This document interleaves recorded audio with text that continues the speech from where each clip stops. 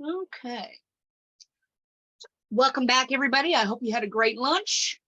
I want to start this section by stepping back a minute. Okay. Here's the thing. At this point in our presentation, you're about to start your chapter 3. Okay. That's the last part of your proposal. So let's, like I said, take a step back. So what's happened up until this point is that you've done your prospectus form. You may have been part of the pre-program, or you may have actually entered into 9101 and finished your prospectus form. Okay. It was approved by your chair. Basically, the prospectus form is just a premise. This is the premise of my study. It doesn't go into a lot of detail, but it lets you know what lets your chair know what you plan to do, and that you have good information, and that you are ready to start the process. Okay, your chair has approved it. Once your chair has approved your prospectus form, then you're free to start working on your chapter 1. Okay, and generally what happens, and chairs are different, okay, but I'm going to tell you what I do, okay, and what I think most of us do. You work on your chapter 1. Now, your chapter 1 is just an extension of your prospectus form, okay, components of your prospectus form. It doesn't just move over to your chapter 1. You may have to add some additional verbiage, and enhance some of your thoughts, expound on some things, but you move from the prospectus form into your chapter 1. And Dr. Mary D explained the pieces of your chapter 1. Okay. Then once you feel like you've reached a good spot in your chapter 1, then you send it to your chair. In the meantime, you start working on your chapter 2. Okay. Your chair will look at your chapter 1. Will probably, if it's the first review at least, we'll send it back to you with comments, things that you need to add or delete or clarify, or et cetera, okay? And so once you get that back and you send it back because you've made the changes, then your chapter 1 hopefully will be completely approved, okay? Doesn't mean you won't ever have to go back and make changes, but it's at this point in time, your chair likes your chapter 1, okay? So now you keep working on your chapter 2, okay? So you work on your chapter 2 until you feel like it's in a good position, okay? You feel like it's deep enough, it's exhaustive enough, et cetera, et cetera. So then at that point, you send it to your chair and you start working on your chapter 3. Your chapter 2, your chair will send back your chapter 2, especially if it's the first review, and say these things need to be expounded on. These things need to be, you don't need this here, you need that there, you've left out this, et cetera, et cetera. So then you go back and you fix those things, send them back to your chair, and hopefully your chair will say, this is good. You've addressed all my concerns, okay? In the meantime, you're working on your chapter 3. And if you remember, your chapter 1, 2, and 3 make up your proposal, okay? So that's kind of a big milestone, okay? The proposal, getting that approved, and then going from there. But what I'm going to talk about is what goes into your chapter 3, because arguably your chapter 3 is the most important part of your proposal, okay? Chapter 1 is the intro, chapter 2 is a lit review, chapter 3 is the methodology, okay? Chapter 3 is where you tell us exactly how you plan to pull off this research study, okay? Step by step. I should be able to read your chapter 3 and be able to replicate your study completely. I should know exactly what to do, okay? So let's begin. Okay, so just like other chapters, we always start with an introduction. You don't have to use the word introduction because we know it's the introduction, okay? And I don't remember how many paragraphs anything has to be. You'd have to look at your checklist, your template to find out. But in the introduction, in your chapter 3, you restate the purpose of your work. You restate the purpose in every chapter. Okay. Now that might seem redundant to you, and it is. Okay. And the reason we do that is because if somebody is looking at your dissertation and they go to your chapter 3 and they're saying, okay, what did you do? I'm interested in what you did. Maybe I want to do something similar. You don't want them to have to go back to chapter 1 to find out what the purpose of your study was. Okay. It needs to be right there, contained in each chapter. Okay. As a reminder of what you're doing. Okay. And you would also provide a summary of the focus of your research, an overview of what to expect in that chapter. Okay. That's what we put at the beginning of literally every chapter. Okay. Now it says here alignment, and that's a great thing to consider. It should have been considered back in chapter 1 and in your prospectus form. Okay. Alignment merely means that your purpose, your problem statement, purpose statement, research question, and the methods that you use for data collection and data analysis are all in alignment. They all make sense. And specifically for your purpose, problem, and research question, the verbiage should be very similar. Okay. For example, you should not use use the word integrate and then implement in the same, integrate in your problem, but implement in your purpose, because they mean 2 different things. Okay. So be very careful that the claims that you make are true. Okay. And don't think, oh, well, I've used this word too many times. That's the nature of the game with the dissertation. Okay. It's repetitious. Okay. Okay. So again, you're going to paraphrase your problem statement. That goes in the very beginning of your chapter 3. You're going to provide just a very brief background of the study, and you're going to be narrow. You're going to be specific. You're going to tell me about your study. Not that you haven't already talked about it, but now we're getting into the nitty gritty. Now we're going to talk about how you're going to pull this off. Okay. And again, for more instruction on what to include in each section, look to your template. It explains it there. Okay. The next piece is the research questions. Now, I'm a big fan of only having one research question. Okay. Especially in a qualitative study. Okay. And here's why. In a qualitative study, you're looking at a lot of data. You're gathering a lot of data. And you're going to have, for every research question, you're going to have 4 to 6 themes, plus probably sub-themes. And you're going to have to relate those themes back to the literature. You're going to have to relate it back to your conceptual framework. That's a lot. And if you have 2 or 3 research questions, you have to do that for every single research question. Okay.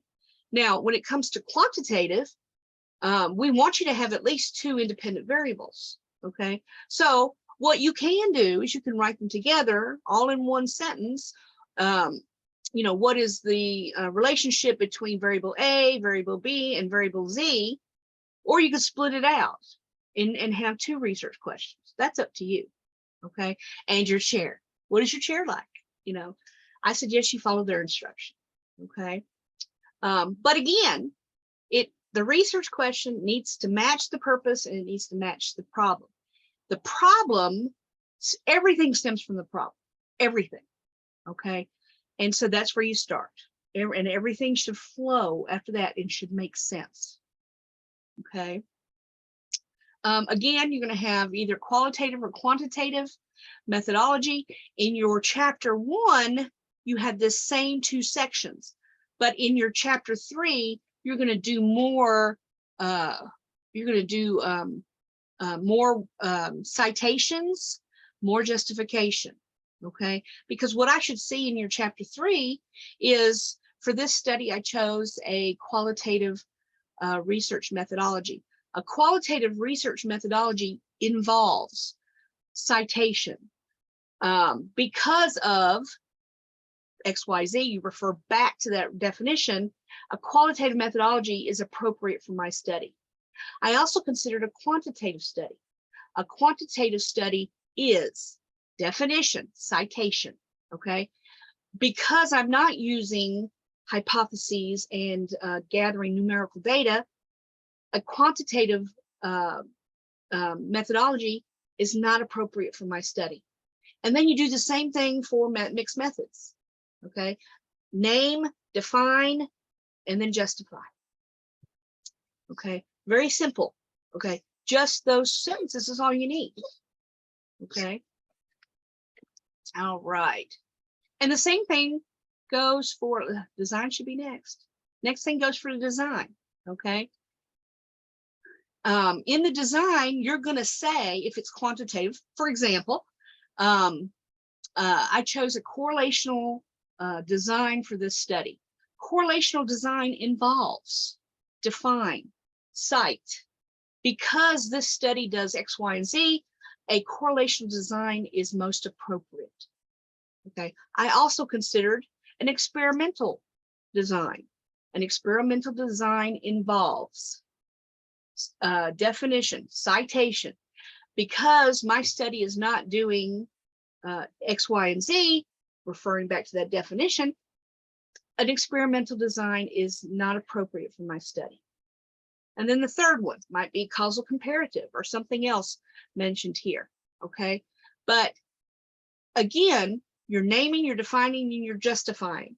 And the justification might be why you're not using that particular method, design, whatever the decision is, okay?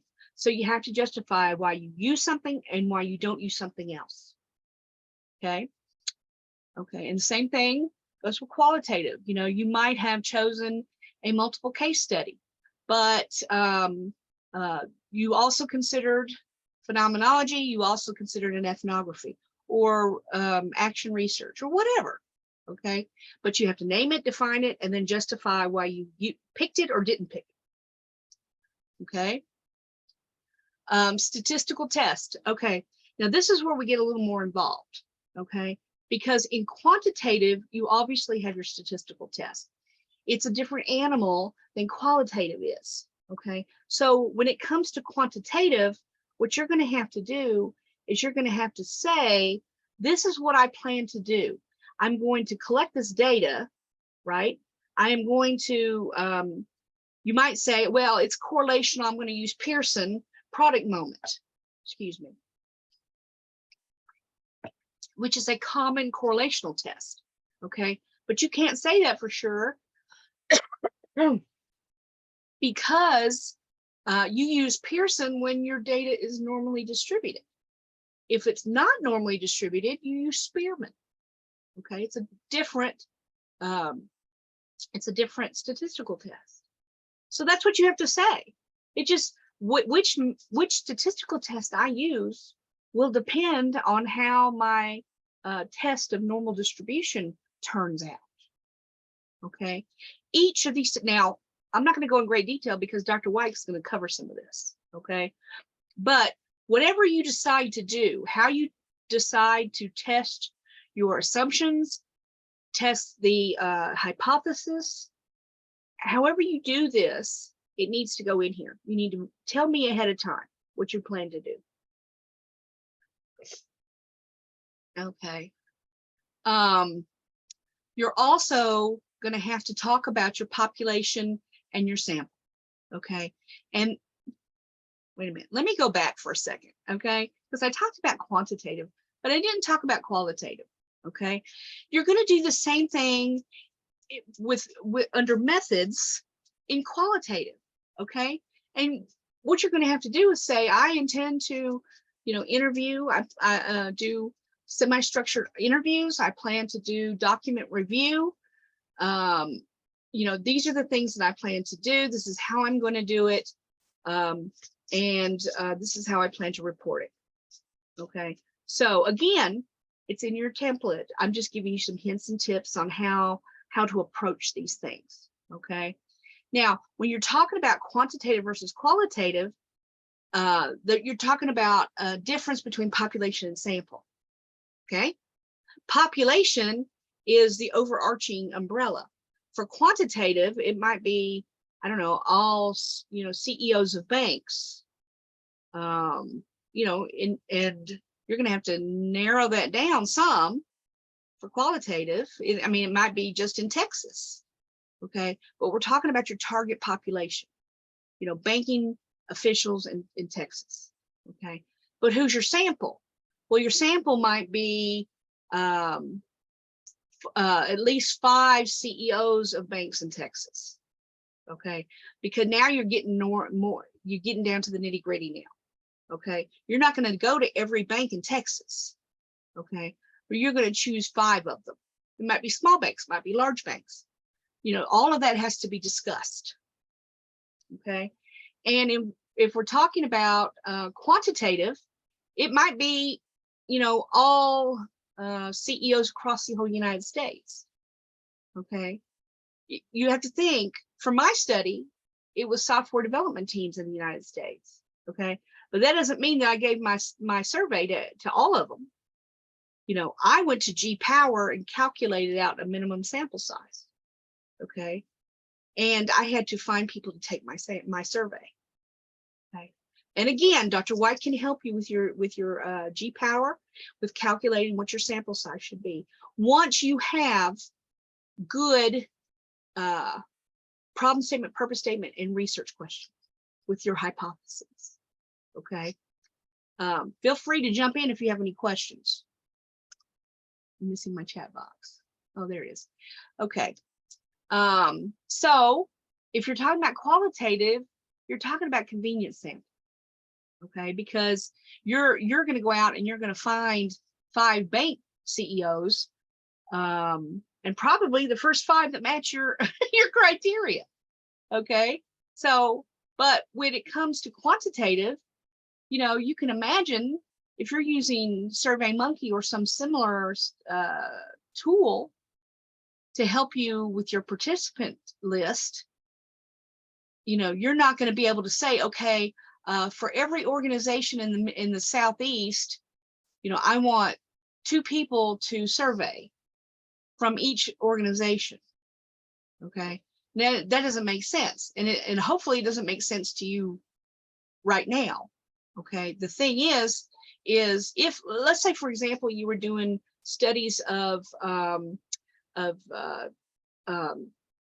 middle-aged, mid-school, like grades 5 to 6, 5 to 8 in schools. Okay. Now we know that how things are taught, etc., is different in California than is in New York.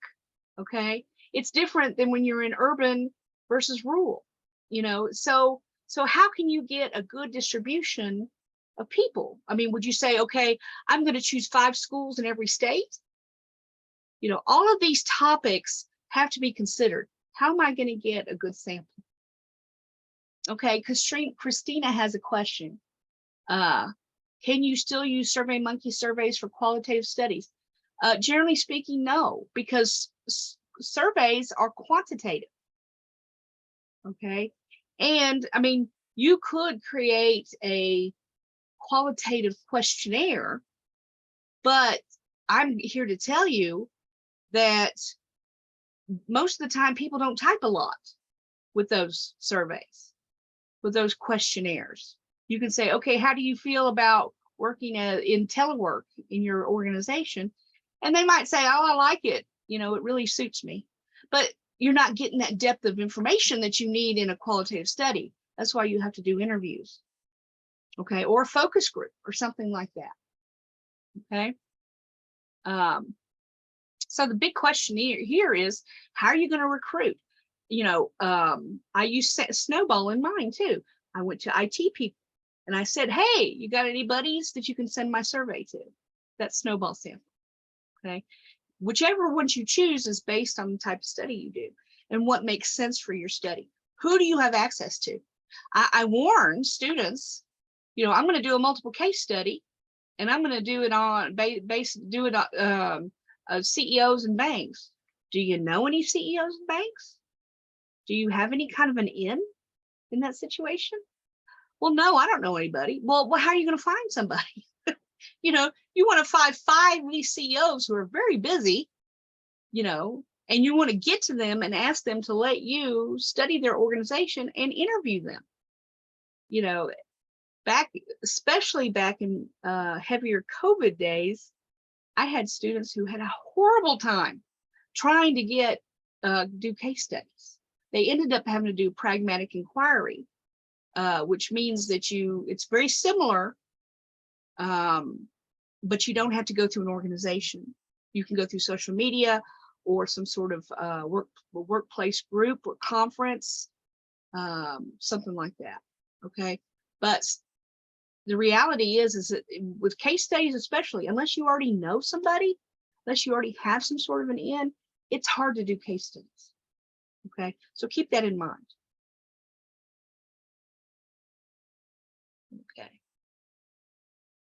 Okay, so again, we have surveys here. That's quantitative. Interview questions are qualitative. Observations is qualitative. Okay, websites, I don't know why you would use a website. Focus groups are qualitative, and archive data is qualitative, generally speaking. Okay, there might be some cases when you're looking at financial reports or something that it might fit in with quantitative. Okay, but for each of these that you use, especially the interview questions, observations, and focus groups, you have to have a protocol in your appendices that tells us exactly what you're going to do, how you're going to do it, and what questions you're going to ask. And you can't ask questions that don't relate back to the research question. Okay, because the data you collect needs to be able to answer, ultimately, in the end, answer your research questions. Okay, now you're going to collect demographics too, you know, male, female, education, et cetera, you know. So your quantitative and qualitative will have some demographic information, descriptive data. Okay, be sure to come off of mute if you have any questions, or raise your hand or something. Okay, all right. Okay, so when we're talking about quantitative studies and we're talking about validity and reliability, what we're talking about is the survey that you're going to use. Okay, so every time that you create a survey, and this is why you cannot do your own survey. Okay, why can't I just make up the questions? You can't do that. Okay, you have to use a valid and reliable instrument, one that's been tested well. Okay, generally speaking, this information is when you go back in time and you trace back, you see some survey instrument that sounds very interesting, and you trace it back to its origins, then it's going to have information there about how it was validity tested. Okay, and it may have used confirmatory factor analysis and all of that kind of stuff, and you're just going to put that in your chapter 3. You're just going to report on it. I want to use this survey, and it's based on this theory by this person, and this is how it was validity tested, and this is what its Cronbach's alpha reliability score was. Okay, now you're going to go back later when you do your data analysis, and you're going to test the reliability and compare it. The existing alpha was 0.70. What was your alpha? 0.75. That's interesting. Okay, now for qualitative studies, it's considered validity and reliability are considered trustworthiness. Okay, you're going to write about credibility, transferability, dependability, and confirmability. what you're going to do is you're going to write about it, name, define, right? You're going to tell us, the reader, different things that could be done to enhance credibility, transferability, etc. But then at the end, you're going to tell us what you plan to do. How are you going to pull this off? Okay, you can't just say, well, some ways of enhancing credibility is by triangulation, member check, prolonged contact, and saturation. Okay, I want to know which ones of those are you're going to use. Okay, and how do you plan to do them? How do you plan to use them? Okay. And then when you talk about your data collection, if it's qualitative, you're going to tell me how you plan to recruit. You're going to talk about your informed consent. You're going to talk about how you're going to protect anonymity, where you're going to, if you're doing observations, where, when, and how. If you're doing focus groups, how are you going to select those people? How are you going to do this? Okay. And then the maintenance of data, how long you plan to keep it. It's at least, you should have at least 3 years. It should be in a safe place. Okay. How are you going to anonymize your participants? Okay. Now for data collection quantitative, okay, when I did mine, I used SurveyMonkey to help me create the survey. But back then, years ago, they didn't have participant services. Okay. So they couldn't find my participants for me. Okay. I had to find them myself, and that was a pain, but but I did it. Okay. we all do it. Okay. If you decide to use SurveyMonkey for their participant services, then you have to realize that that's a limitation of your study. Okay. Because you're not there to make sure that everybody who takes the survey should be taking the survey. Okay. So it's a limitation of your design. Okay. But again, how are you going to find people to take the survey? Okay. Okay. And data analysis. I got to fly in here. Okay. So when you talk about qualitative data analysis, what we're talking about is usually thematic analysis. Okay, not content analysis, thematic analysis. And there's a couple of different authors, especially Yin, who have very specific names for each of the steps.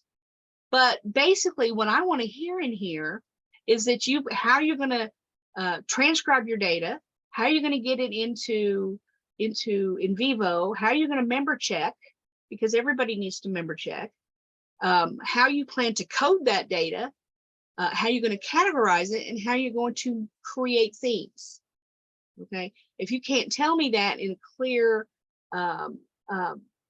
detailed way, then I'm going to think you don't know what you're talking about. Okay, it has to be clear. Okay. And when you're talking about quantitative statistical analysis, again, you're going to identify the variables. You're going to, of course, first talk about the hypotheses that you're planning to test. Okay. And then what you're going to talk about is the process of data analysis. You're going to talk about, I'm going to collect the spreadsheet from SurveyMonkey, the spreadsheet of data. I'm going to clean that data. I'm going to look for outliers. I'm going to test reliability. I'm going to gather up the descriptive information statistics, the mean, the standard deviation, etc. I'm going to test the assumptions. Dr. White will cover that in a minute. And then I'm going to test the I'm going to do inferential statistics testing for a correlation or regression if it's a correlational study. Or if it's causal comparative, I'm going to use t-test or ANOVA to test the differences between group means. Okay, you have to be able to talk about this, intelligently. Okay, and know exactly what you plan to do. And you have to be able to talk about all of this in your chapter 3. Okay. I think I've covered all that. Okay. And then you have to talk about your ethical considerations. Okay. How you're going to treat the data, how you're going to treat your human participants, any potential ethical issues that you might come up with. Okay. You have to be able to address all of those. And that's basically your chapter 3. Okay. And like I said, it needs to be clear. You need to be able to say the steps as you do them. Okay. If you jumble things up, I've seen some pretty jumbled up paragraphs, especially when you're talking about coding. Oh, I'm going to do thematic analysis. I'm going to get my themes and then I'm going to code them. And that's not right. You don't code your themes. You code your data and you get themes from those codes. So that tells me that student didn't know what they were talking about. And what I usually tell those kinds of students is, why don't you go get In Vivo or Deduce, which is free, and play with it. Load in an old research paper and play with it and see how it works. And then you'll understand better the process of data analysis for qualitative study. Okay. Any questions?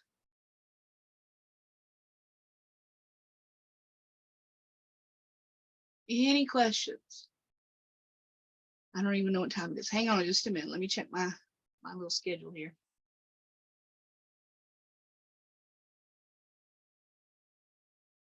Chapter 3. Oh, I'm a little over. Okay, I apologize for that. Let me see, Dr. Boyd, let me make you a co-host. And please be sure to introduce yourself and feel free to talk about qualitative methodology and research designs.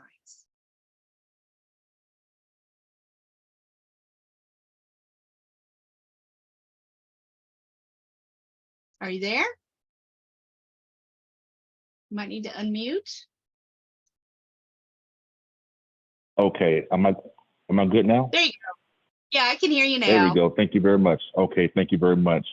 I'm going to share my screen. All right. As soon as I find the button for it. Where's the share? Share screen, there it is. Okay.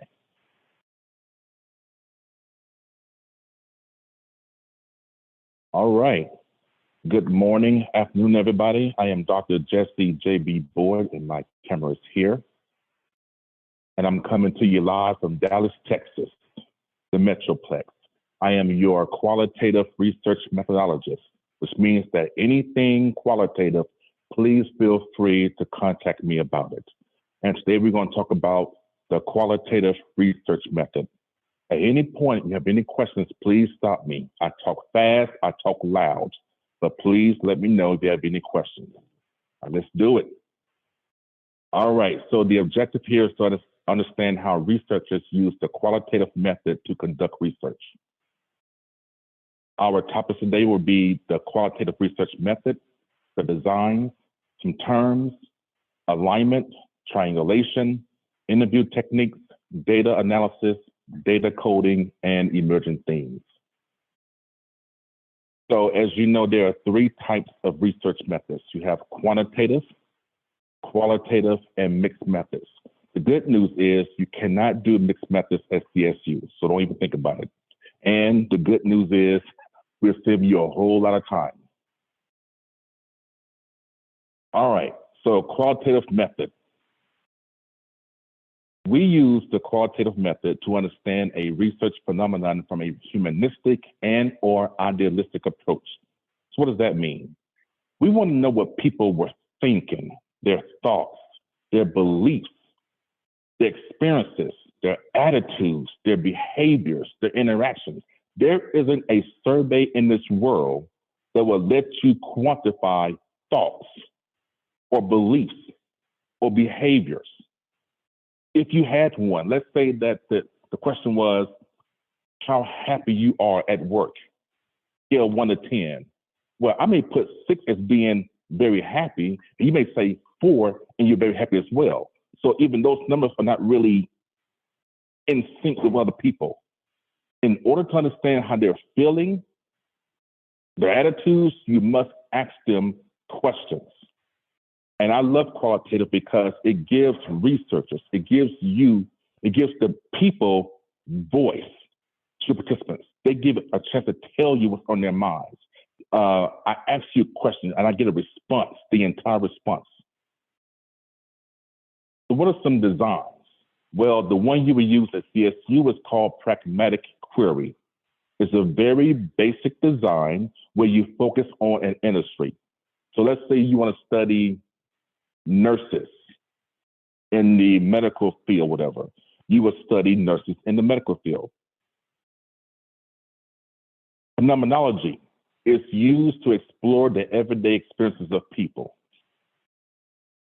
So here's an example. The impact of a particular leadership style on employee motivation. So do people respond more to transactional or transformational, or servant leadership, or what's called authoritarian? What is their experience with that leadership style? A case study is what I did when I was a student, is when you go and study a particular organization in a particular location. I studied a managed healthcare organization in Texas. So I conducted a single case study. If I wanted to study 2 or 3 locations, it would be called a multiple case study. For instance, nurses' work-life balance during COVID at 5 hospitals in the Southwestern United States. That's a multiple case study, more than one location.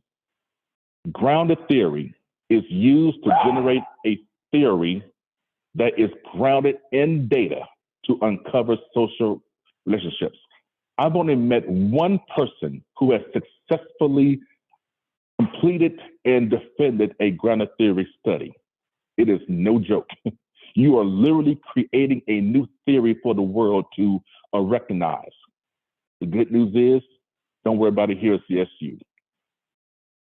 Now, there are 2 designs that are kind of similar.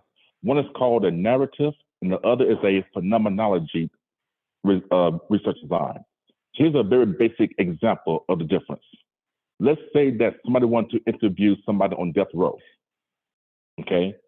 Through a narrative design, I want to hear what the person is saying, then I'm going to report what he said. I'm giving you the experiences through his or her eyes. A phenomenology approach is the same prisoner is speaking, but I'm going to tell you what I got from what he said or what she said. So as you can tell, it's a very thin line there. All right. Research alignment. I don't care who you are, but at some point in your life, I'm sure that when you drive very fast, your car starts to shake a little bit. That's because your car needs an alignment. The faster you go, the more you shake. Until you get those tires in alignment and balance, your car will continue to shake. Same thing here in research. And I don't care if you're doing qualitative or quantitative. You have to ensure that your study is well aligned because it will shake around chapters 2 and 3. So what is alignment in research? It is the degree to which the purpose statement flows logically from the problem statement, and the degree to which the research question or questions flow from the purpose statement. So here's a very basic example. Okay, so let's say that I want to study how can organizations retain their new dentists who have been with them for less than or fewer than 4 years. I like my students to start the alignment in the title. Something like strategies to retain dentists with fewer than 4 years of employment in the Southwestern United States. That tells you from the title what's going on. If you live in DC, this is not for you. Or at least you've been warned. The problem statement. The problem that will be explored in qualitative research in this study is that 50% of dentists with fewer than 4 years of employment in the Southwest United States have resigned since 2020. Citation. As you can tell, I'm using the same verbiage from the title. Purpose statement. The purpose of this qualitative inquiry study is to explore, not examine, explore the strategies, da-da-da-da. You only examine in quantitative studies. You explore in qualitative studies. And then your one research question, you only need one for qualitative. I don't need to see 2 or 3 RQs for a qual study. What strategies do dental managers use to retain dentists with fewer than 4 years of employment in the Southwest United States? You all should see a theme happening here. And as a qualitative chair, I'm looking for that theme. All right. So now it's time to do your data collection. You have done your chapters 1, 2, and 3. You've gotten your proposal approved, RB approval, and now it's time to get data. Here are things you will have to do in order: data triangulation, conduct your interviews, member checking or transcript checking, data coding, and emergent themes. So what is data triangulation? We all have cell phones. I have every major news app on my phone. Why? Because when somebody dies, I hear from CNN, I hear from Fox News, I hear from CBS, I hear from NBC, I hear from my local Dallas news. I get that same story 5 or 6 times. That is a part of triangulation, because you're hearing the same thing from different sources. So somebody must have died, or this war has started, or whatever the article is. Same thing here. We don't just take one source of data. Hey, I work here, I'm a manager, and I'm really good at my job. Well, that's good, but I need verification. So I need to go to HR and get reports. How many people do you have here who meet my criteria? Maybe they are a manager, maybe they have people who work under them, maybe they've been here for 2 or 3 years, or whatever. I need those reports from HR to verify the data sources. Second, I conduct my interviews from the people who met my criteria. And the last thing is I conduct member check-in or transcript review, which is I take the interview, I transcribe it, whether myself or through a system or a third-party vendor, and then I give it to the person who I interviewed and go, hey, did I capture your thoughts correctly? Is there anything here that I didn't capture correctly? It's giving them a chance to go, yes, this is exactly what I meant and what I said.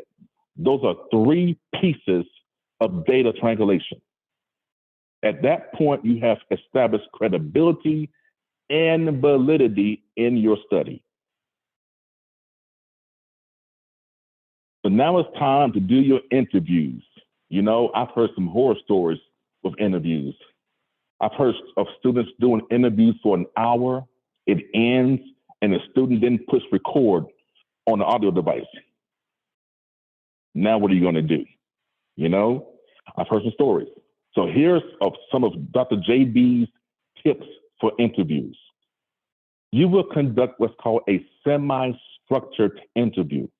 That means that you would go into every interview with an interview guide, a list of your interview questions in order, and you ask every participant the same questions in order. You don't ad-lib, you don't go off script. If you got 9 questions, you ask them those 9 questions in order. The interview guide contains your interview questions.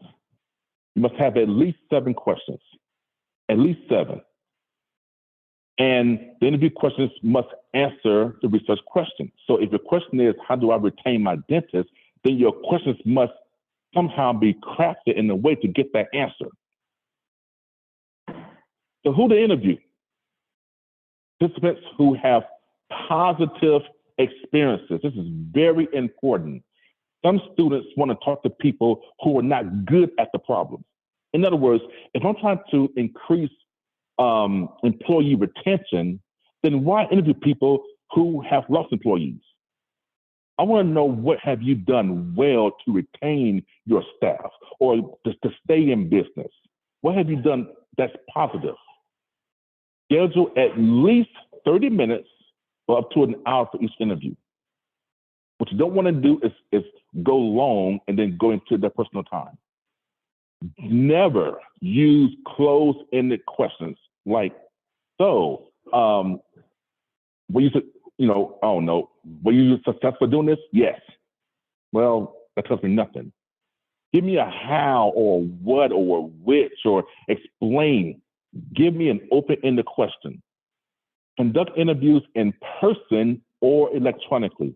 When I was a student, I did some in person and also over, I think it was Zoom back in 2017. Ensure that the program works properly. Always do trial runs. If you're going to record something with your iPhone or some sort of like digital device, do test runs. You don't want to do 6, 7, 10 interviews and find out that they're all low in volume or it sounds like they're mumbling. We have no study now. Make sure that the areas where you're doing the interviews are free from all kind of noise and distractions. I put a sign on the board that says, please be quiet. Interviews and are going on right now. Something. I unplugged all the phones, put my cell phone on mute or whatever it's called. Turn everything off. Give every participant a pseudonym. We never report the name of the organization or the person we talk to. I use P, so P1, P2, P3, down to P6. Those are called pseudonyms.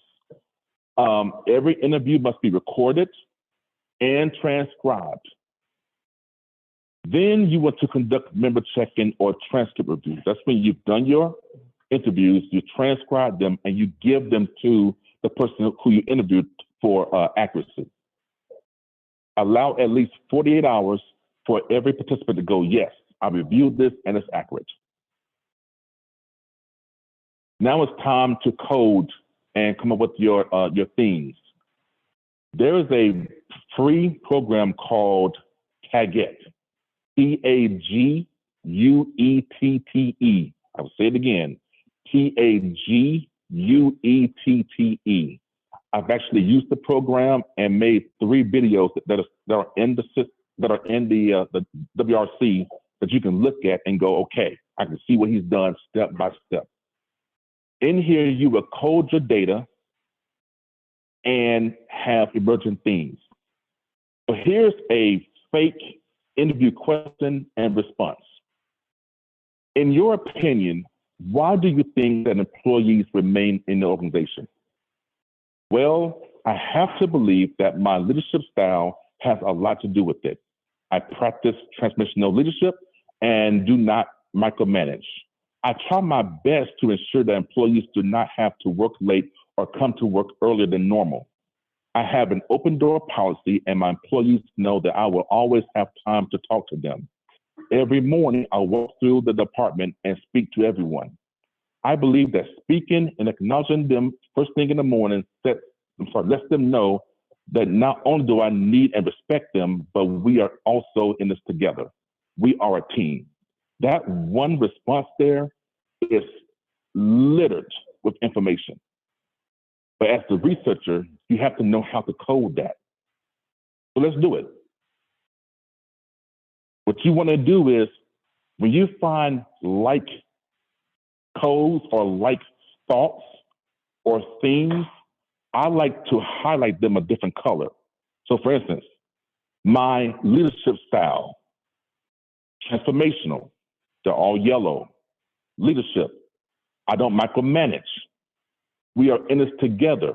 We are a team. Those are all phrases that go under the leadership umbrella. Work late or come to work earlier than normal. That's work-life balance. Open door policy, have time to talk, speak to everyone, speak in acknowledgement. Those are all communication.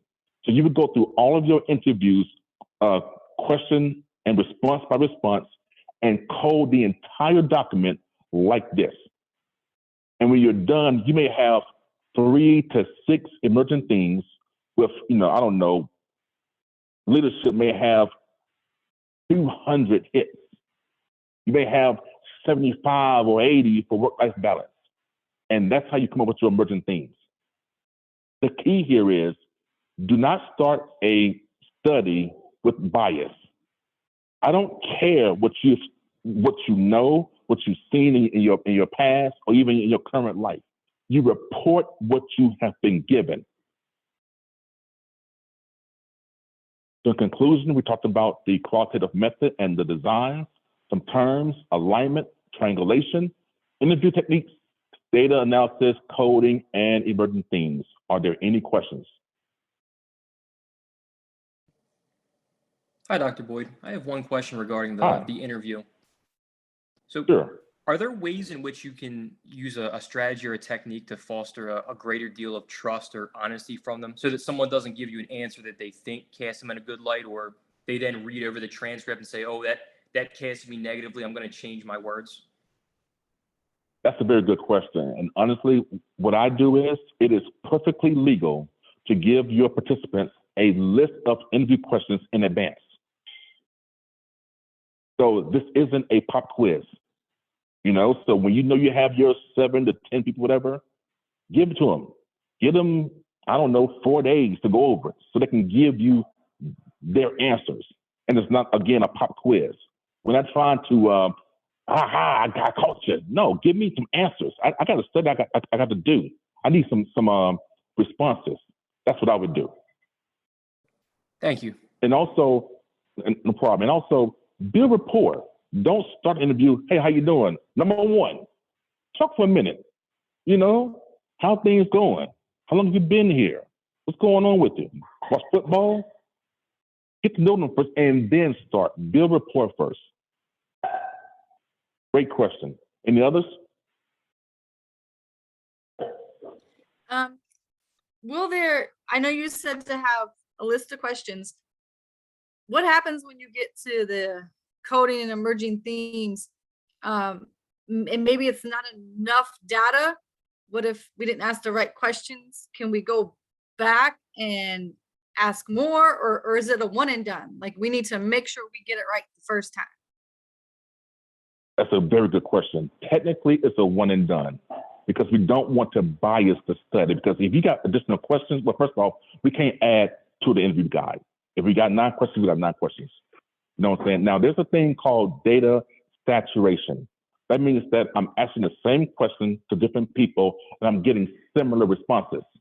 That's called data saturation. And you're trying to get to that point on every question in your interview guide. That's why it's very important initially to have the right kind of questions, open-ended, questions that provoke thought, and more than a no or yes answer. So it all starts with your chapter 1 and your proposal, making sure you have the right kind of questions. Great question. Any others?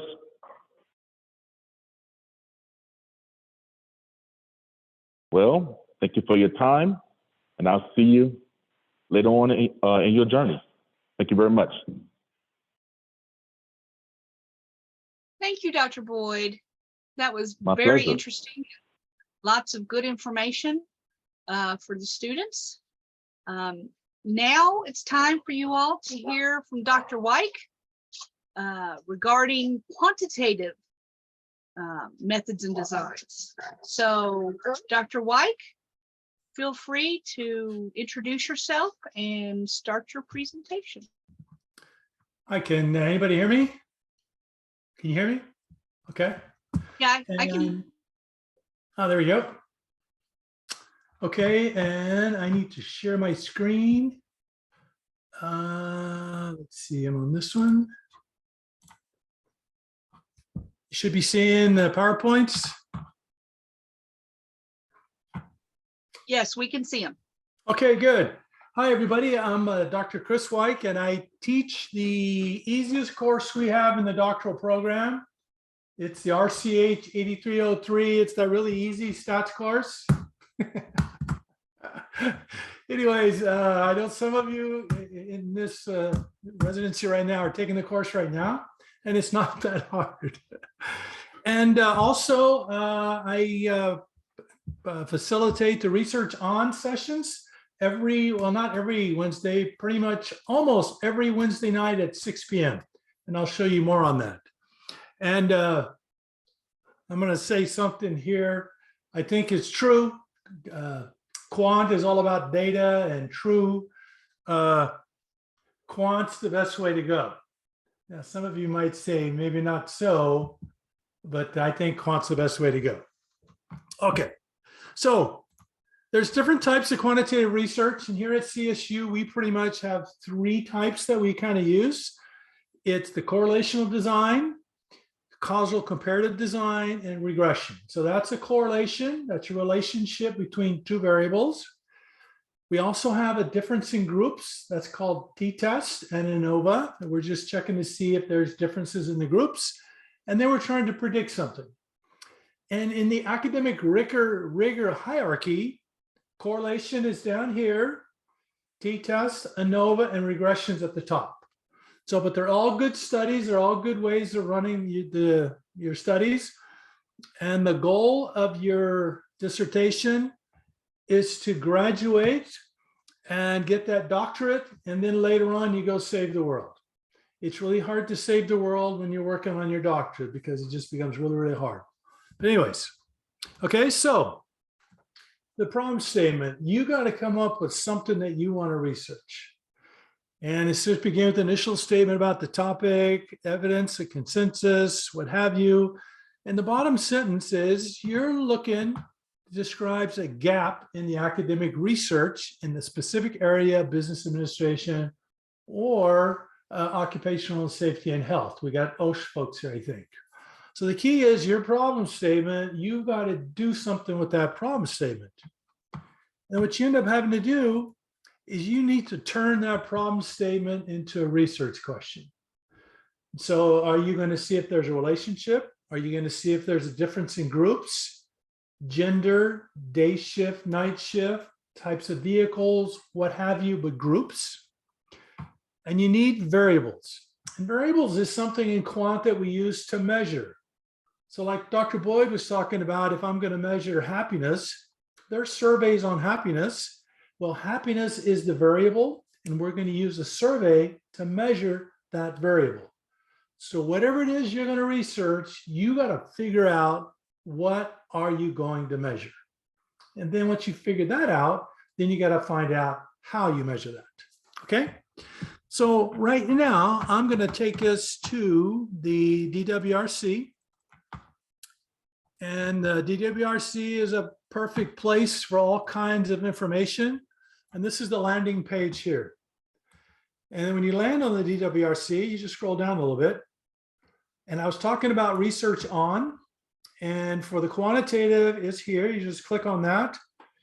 And I have for the quant, and Dr. Boyd has for the qual, when we have the next research on for quant and the research on for qual. So we had one Wednesday. So next Wednesday night, we're going over Excel in your data set, what have you, on August 2nd, how to find theories, what have you. So if you're ever wondering what's coming up next, this is what's on the agenda. And if there's something here that you want to go over that's not here, you can more than, you can send me an email and we can set something up, okay? Okay, so I'm gonna go back to the welcome. Then if you click on research,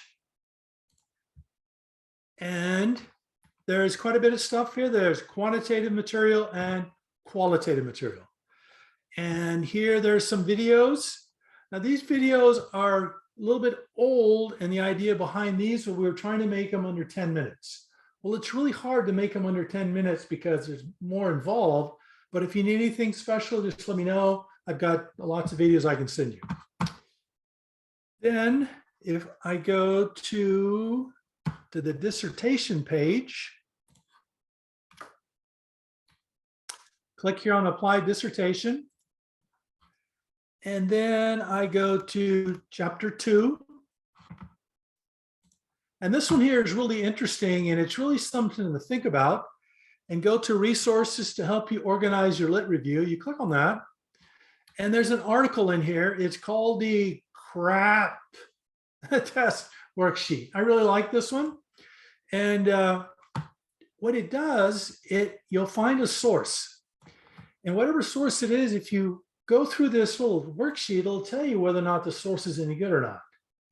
Because if your study is about the United States workforce, and then when I see a reference list that all I'm seeing is Afghanistan journals or Kazakhstan journals or Chinese journals or whatever, there's a disconnect there.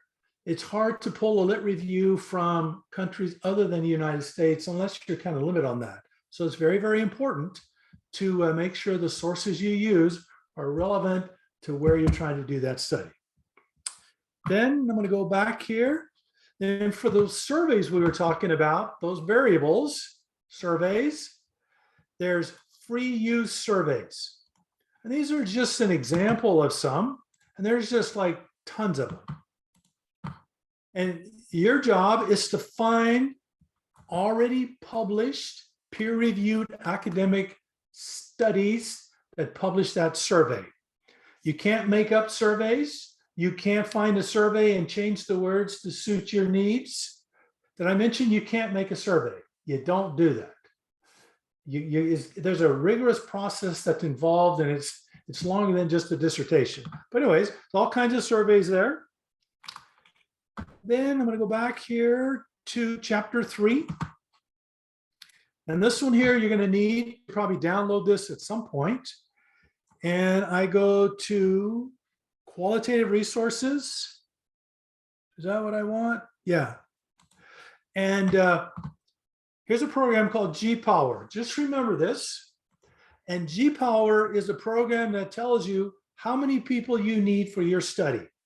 And this is where you download it. So you just scroll down on it. Here's the manual. And this is the G-Power manual. You notice I've got correlation. This is about a 100-page manual, 82. And it tells you all kinds of relevant information when you're using that G-Power. But this is pretty cool. Where was I? I was here. And then when you scroll down a little bit, you can download it, download for Windows or for Mac. But you will need that for your chapter 3. All right, and then let me get rid of some of this stuff here. I got way too many down here.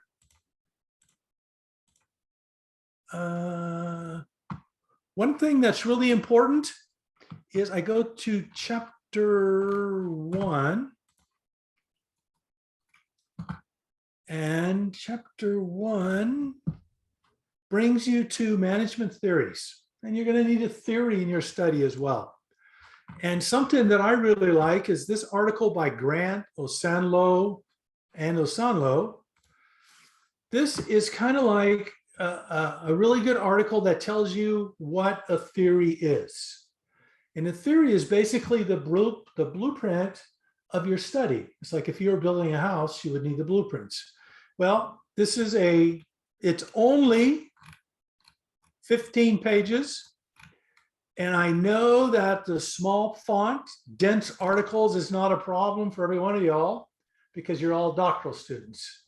And it's less than 20 pages, so you should have this done in an hour or two, maybe. It's a really good article, and I strongly suggest you do read it because it'll clear you up on what the theory is. You got to have that, okay? And I think that's all I had on one last thing on the DWRC. Something that we're seeing right now, and it's not in the courses, but if you scroll down a little bit, it says newsletter, hot off the press. So if you click on that, it takes you to the 7/2023 newsletter. And if you scroll down, there's tons of good stuff in here. I wrote an article about assumptions. You would be wise to review that.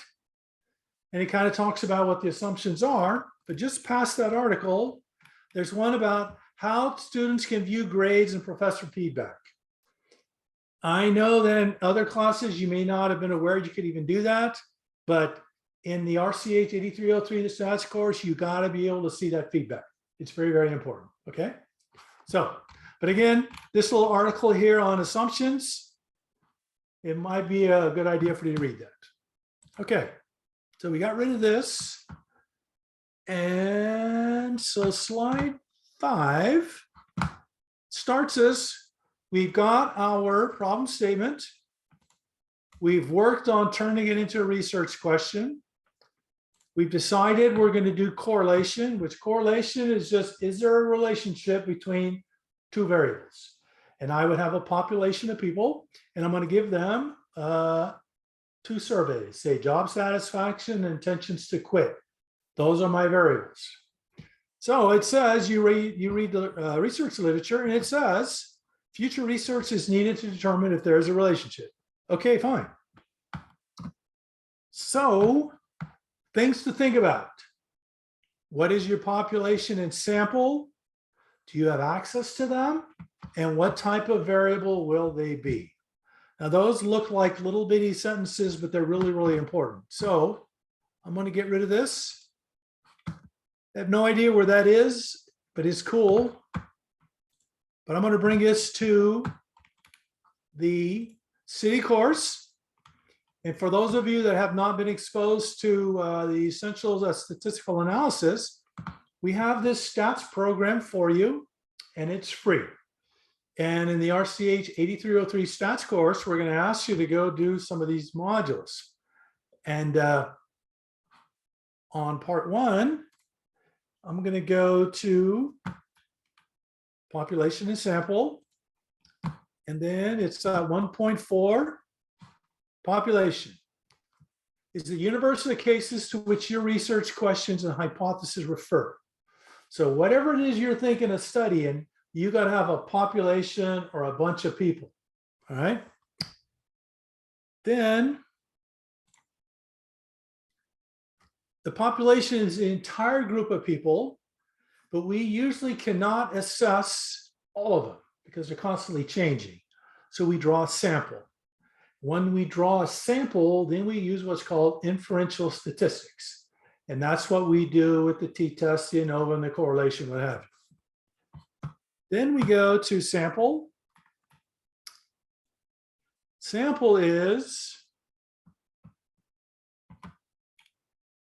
the part of the population we can actually examine and for which we will collect data. So it's important that you make sure that that your sample has only what it is you're thinking of measuring. And you got to be very careful when you select stuff, because if you don't, then what's going to happen is when you start running your data, you're going to get some oddball data because you're not actually measuring what you thought you were measuring. Then we've got statistical references. Our goal is to make statements about the entire population based on results we obtained from our sample. And that's statistical inferences or inferential statistics. Okay. And then I've got 2.5. So we draw the sample. And the quality of your inference is only as good as the quality of your sampling procedures. If you're going to do a doctoral dissertation and you're going to go on social media and you're going to ask people, are you involved in whatever? And people are going to go, yes, I am. Then you send it out to these people. How can you be sure that they really are who they say they are? So it's very important that you're making inferences and you're trying to add to knowledge that nobody knows yet. And that's what this research process is about. It's not fact finding, it's knowledge that nobody knows about yet. Okay, and then so 2.13, population's entire group of individuals which were interested, start thinking about that. And sample is part of the population we actually examine. All right, so then it takes us to the other one was the type of variables. Now this is really, really important. And It's Intro to Statistics, and it's 1.4.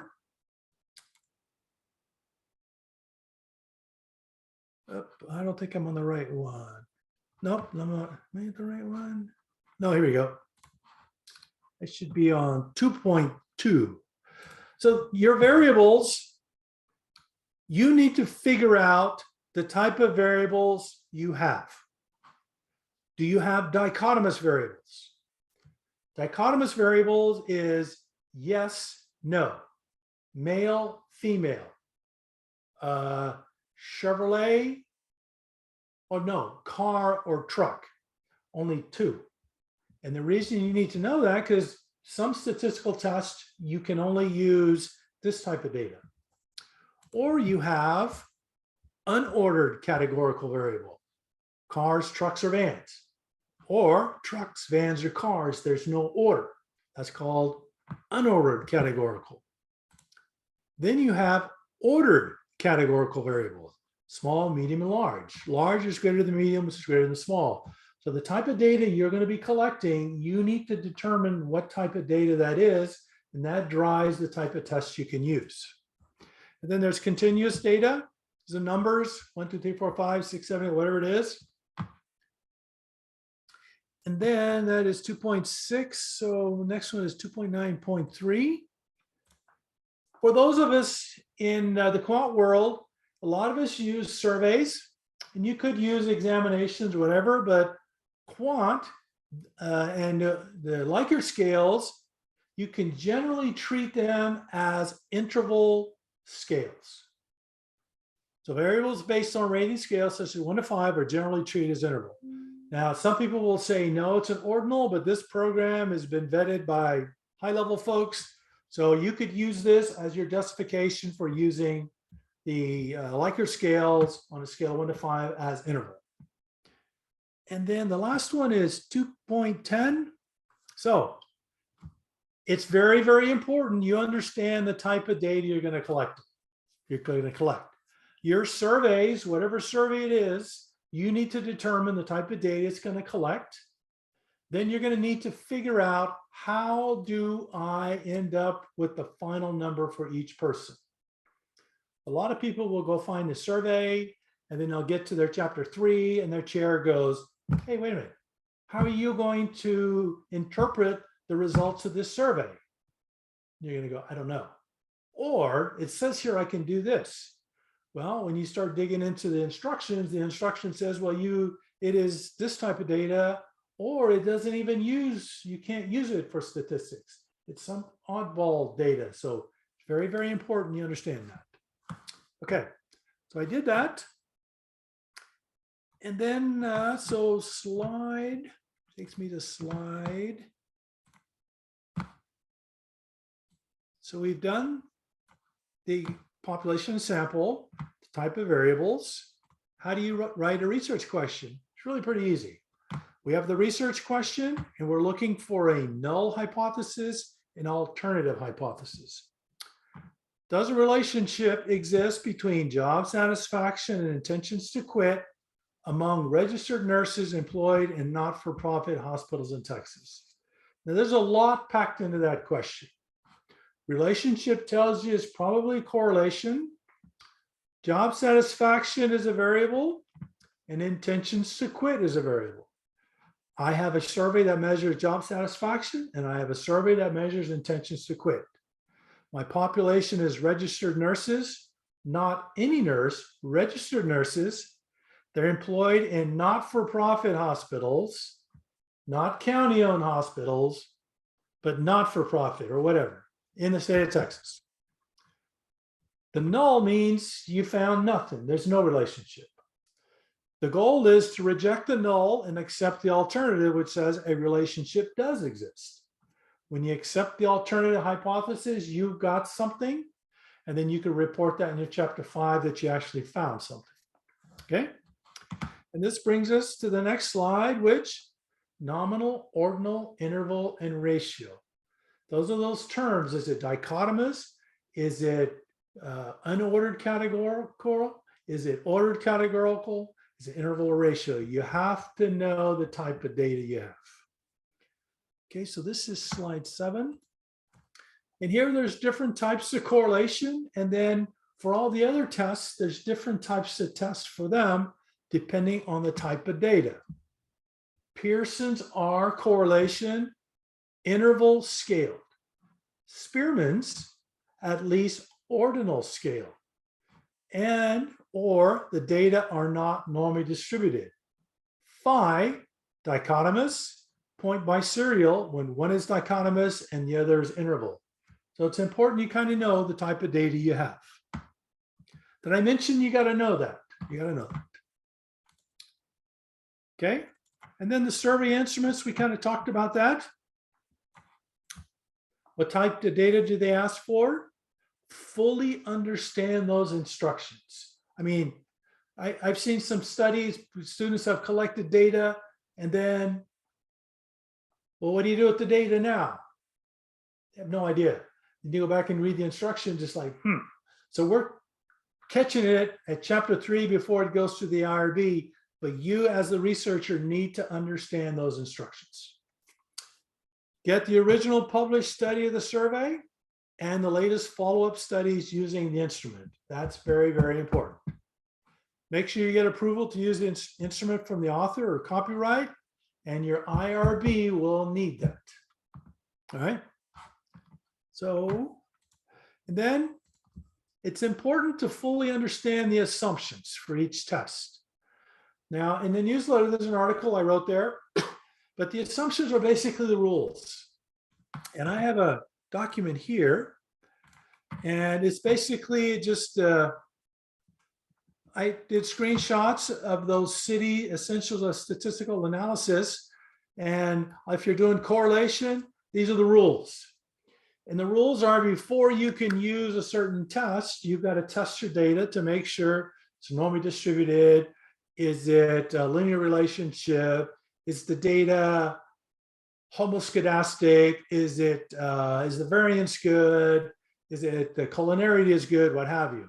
So all of these, this is for correlation. If you scroll down, then there's t-tests. Then there's rules about independent samples t-test. Then there's the ANOVA, and there's some for regression. So just know that there's rules or the assumptions. And so in your chapter 1 and your chapter 3, where you write down what are the assumptions for your study, these are the assumptions we're talking about. What you want to know, is there a linear relationship you're going to be looking for? We want to know if the data is normally distributed. We want to know if there's any outliers, stuff like this. Is it hard to understand? No, because the stat course, we go through all of that. And for those of you now that are in week 2 now, week 3, we're going to start going into the graphs. Week 4, it's going to be correlation, 5 t-tests, ANOVA, what have you. So we walk you through all this stuff. So don't think we're just going to turn you loose and good luck to you. No, whatever you need, we've got resources for you. Okay, so I've done this. And so assumptions are key. And if you get a chance, read that article in the new newsletter. It's a pretty good one, I think, because I wrote it. So then how many people do you need? Do you just go, well, I don't know, I'm just going to flip a coin and go, I need 20 people? No, we've got a process for that as well. So I showed you in the dissertation center where it's at. And this is G power right here. And a lot of students do correlation. It defaults to correlation point biserial. Just know this, we'll go over this, in the course, but you want to change that to exact bivariate normal model. And then we want two tails. Two tails means the null hypothesis and the alternative.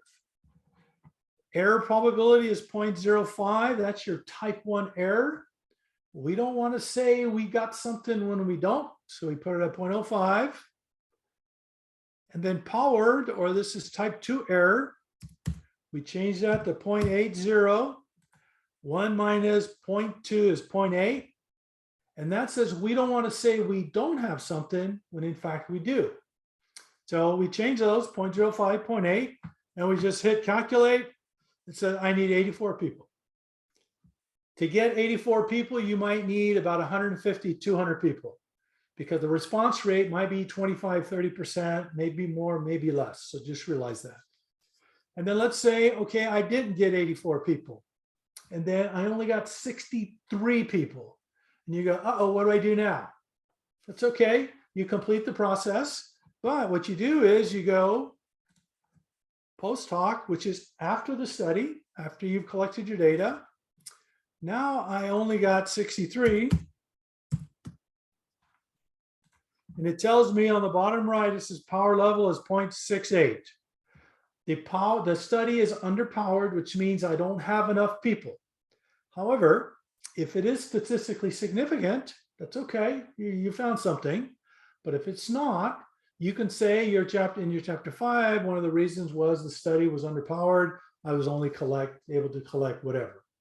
You know, it is what it is. You can't keep going back trying to catch more people, whatever. So don't worry about that, but just know we have resources for you on how many people you need. Okay, so how many you need? And here's PowerPoint. Okay, so we did that. Oops. How many people you need? Here's the research question for correlation. This is the output, what it looks like. And you would just put your data looking like that. Here's a research question for a t-test. T-test is only one variable, two groups. Notice here, is there a difference? When I see the word difference, that's telling me it's between a couple of groups. Job satisfaction, I only have one survey now. And then I'm going to give the survey to the males and the female nurses in this hospital.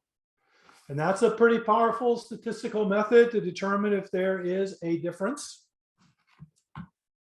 There's different types of t-tests. There's independent samples. I'm going to give it to them one shot. Or the paired samples, I'm going to give you the test today, have some training last couple of months or whatever. And after the training, I'm going to give you the test again, see if there's a difference. But if you're thinking of doing that, just memorize or put this word in the back of your brain, to Solomon.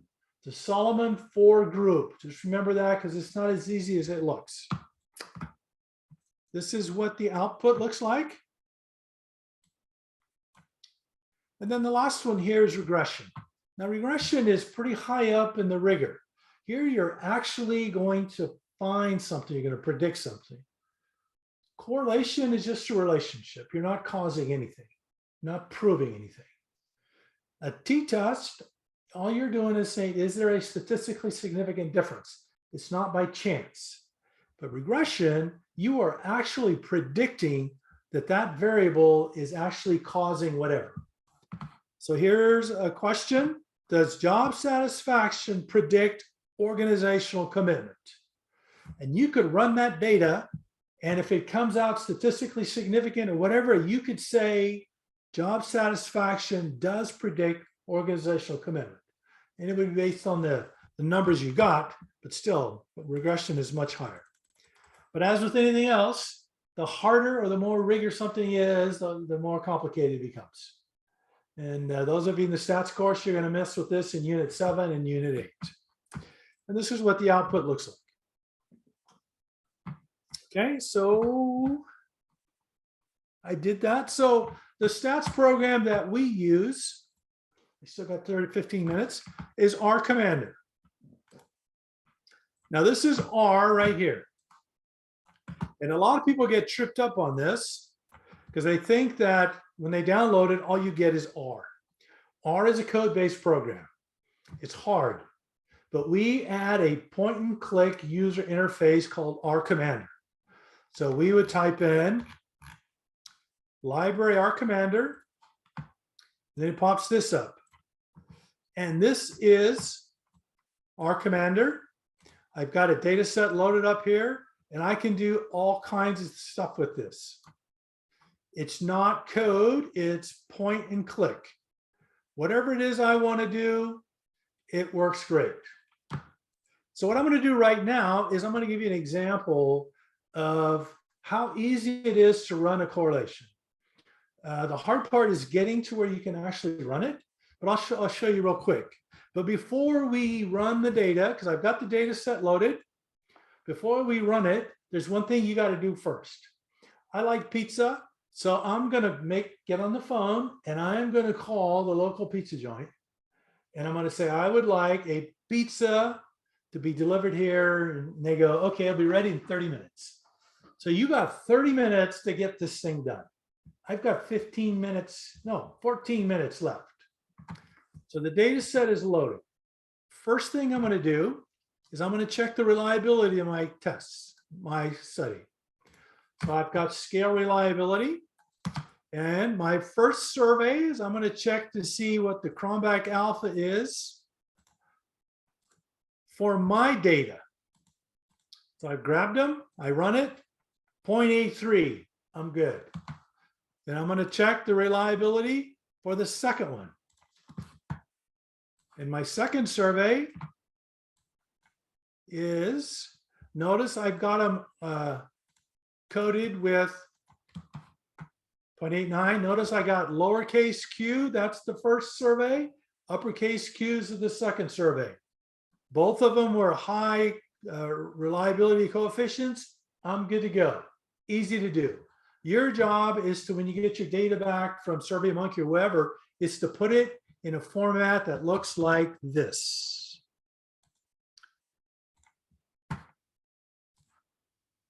Okay, and I've got my questions over here. I have 84 people, and every one of them answered the tests, the surveys. And then my survey said, to get the final scores that I'm going to use in the computer, it says to add up the 4 questions, then divide it by 4, that gives you the 1 score for each person. This other one said the same thing. You add them all up, divide it by 5, and that gives you the mean. Okay, but you're going to have to put your data in a format similar to this. So I've tested that. So now all I got to do is, okay, let's run some tests. So active data set. Computer says, yep, 16 variables. There's all my data. So whatever demographics or whatever it is I had, I would pop that in there. Then I want my numerical summaries. And I've got aptitude and skill, mean, standard deviation, skewness, kurtosis, spits that out. Then I need to look at my data. And then when you read that article in the newsletter, you'll see exactly what I'm doing. So now on a histogram, histogram's going to give me a visual of my data. And where did that go? There it is. Kind of looks like a bell. And then I'm going to do a histogram on the second one. Skill. All right. Now I'm going to do a box plot. Box plot tells us what an outlier. It looks for outliers. Outlier is screwed up data. Data outside these little whiskers here. And the second one is skill. So I have a little number down here, number 60. That 60 is an outlier. You go, well, what does that mean? All that means is this is the skill variable. I look at my data set. I go to number 60. Number 60, under the skill variable, this person here, if you look, all they put is ones in there.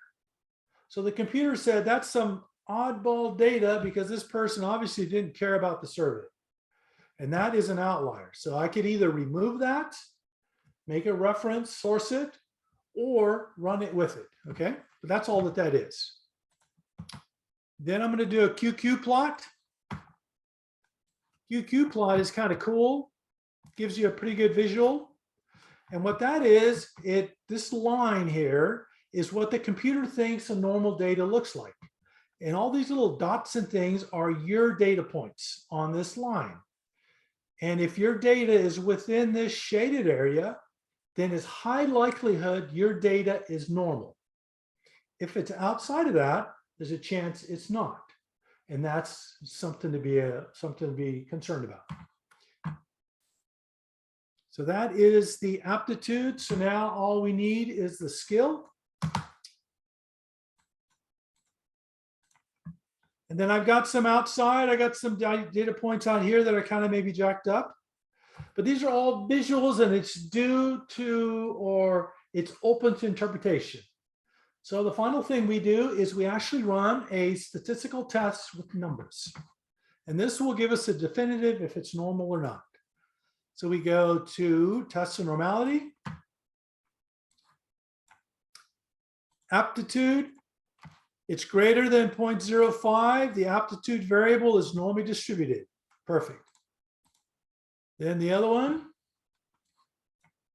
and skill. It's greater than 0.05. It's good. So the last one I got to do before I can actually run this is to do a scatter plot. Since I'm doing correlation, I'm doing aptitude and skill. Run this thing. And my data is trending upwards to the right. It's a linear relationship. So that's telling me this is pretty tight upward grouping. I probably got a pretty high Pearson's R. So all I got left to do now is I passed all the tests, is I have to go downstairs, set the table. I like to have a fork and a knife, get the wine out or something for your pizza, because the pizza will be here pretty quick. I'm just going to run it. So correlation test. So aptitude and skill. Pearson, because it's normal, we'll learn about that as you go. But here it's going to give me the answer. It says the t-value is what I use to determine whether or not what the p-value is. The p-value is 2.2 e minus 16. What that little e means, it's an exponential number. That means it is super, super small. So if you see that number, all you got to do is look to the right of that little bitty e. If there's a minus sign there, that says you move the decimal place to the left 16 spaces. So this is 0.00000, definitely less than 0.05. It is definitely statistically significant. And I have a 0.99 Pearson's R. It's a very, very high Pearson's R. So what this basically means, you got something, you found something in your study that there is a relationship between the two variables. So the next thing you got to do is you got to go downstairs, get the pizza, pay, give them a nice tip because you have success, you found something. And then while you're eating your pizza, you call your chair and you go, Dr. Birchall. And she's going to go, hi, Trey. And you're going to go, Trey, you're going to go, I am statistically significant. When can I defend my dissertation? Dr. Birchall's probably going to go, wait a minute, now we got to finish writing up chapter 4. But we'll see how quickly we can get that done. So it's pretty quick. It took me like less than 10 minutes to run this. And Quan, I think, is the way to go. And before I shut her down real quick, I have to show you one other thing. Is we have options for you if you don't like R and R Commander. And these are some different options for a stats program. R and R Commander is free. SPSS, you may get it free, I'm not sure. These others, point and click, what have you. But we have one now that's JASP. And JASP is free. And the only difference is this Excel spreadsheet is saved as an Excel file. To use JASP, you have to save it as a .csv file. It's pretty easy. But this is what JASP looks like. And it's free, pretty easy to download. And I've got some data here. Basically the same data we got, kind of like it. So here, descriptive, job satisfaction, intentions to quit, It creates the tables for you. Our commander doesn't do that, so that is one downfall of that. But it may get you in practice of building your tables. So whatever it is you're looking for, it will do it for you. And if I want to box plots, and I just learned this the other day, if you label the outliers, so this one here is number 60. So you would go find number 60 in your data set, scatter plots. There's your scatter plot. So whatever it is you want, we have tools for you on the statistics. It's not hard. The hardest part is getting to the part where you can actually run that data. So I've got like 4 minutes. So I'm going to stop the share if I can find that button. How do I? Very good. Thank you, Dr. White. Does anybody have any questions? I know that we've covered a lot of information. I can't stop this thing. I don't know how to stop it. Anyways, That's all right. I'm done unless anybody's got any questions. I'm not seeing any, but please remind us of when Research On happens so that students can come visit you. It's usually every Wednesday night, but there is the schedule in the DWRC. Very And good. it's at So 6 to 7. Okay. Maybe it's over here. Maybe that's why I can't find it. You know, I don't know what happened to that toolbar, but it's gone. Yeah, mine disappears sometimes too. Let me go ahead and Okay. just share my screen, and that way. Huh. I think somebody stole it. Am I supposed to do something here? There we go. Okay. All right. All right. Well, I'm not seeing any questions. Okay. So again, if you have any, you can reach out to Dr. White, go to his Research On, go to Dr. Boyd's Research On if it's qualitative in nature. And if in the process of planning your proposal, if you need somebody to check your figures, check your G power, I'm quite certain Dr. White would help you with that as well. Okay. Thank you, Dr. White. You have a good rest of your day. All right. You too. Thank you. Thank you. Okay, everybody, it is break time. We'll see you at the top of the hour, and Dr. Musil will talk about the IRB.